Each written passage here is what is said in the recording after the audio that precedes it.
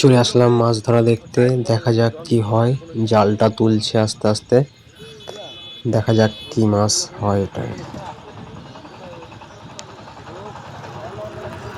দেখতে থাকো সবাই, কি মাছ হয়।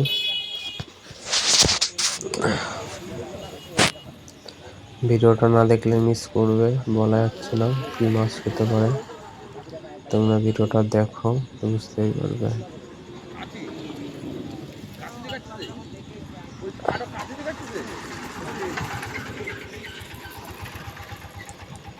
জালটা তুলছে আস্তে আস্তে।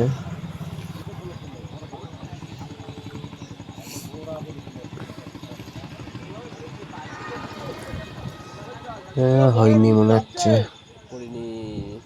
আরে ভাবলাম মাছ হবে, মাছ হয়নি।